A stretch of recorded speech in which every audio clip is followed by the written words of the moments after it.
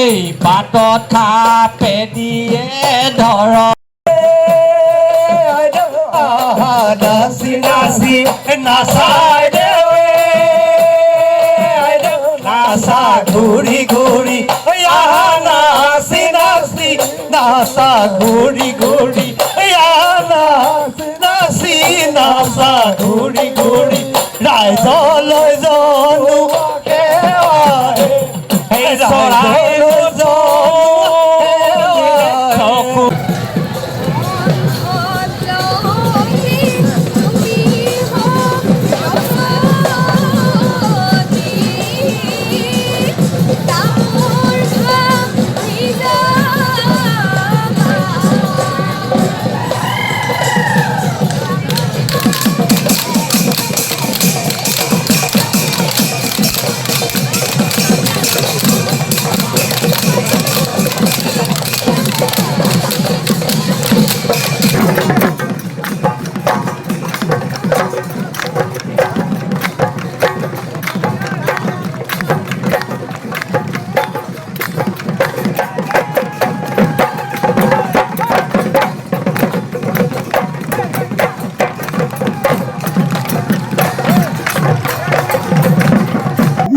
আমি বিগত বছৰবোৰৰ দৰে আমি এইবছৰো বিশেষকৈ বহাগৰ যিটো আয়োজন আমি পৰম্পৰা এটা দিন হিচাপে বহাগৰ আদৰণি অনুষ্ঠানটো আমি প্ৰতি বছৰে মহাবিদ্যালয় অনুষ্ঠিত কৰি আহিছোঁ।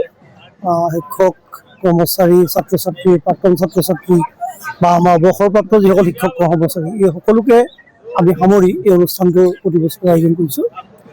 আৰু ইয়াৰ উদ্দেশ্যটো হ'ল যে মূল কথা যে আমাৰ যি জাতীয় যি সংস্কৃতি আছে অসমীয়া সংস্কৃতি পৰম্পৰা ইয়াৰ সংৰক্ষণ আৰু সংবৰ্ধনৰ উদ্দেশ্যে আমি এই অনুষ্ঠানটো প্ৰতি বছৰ আয়োজন কৰোঁ।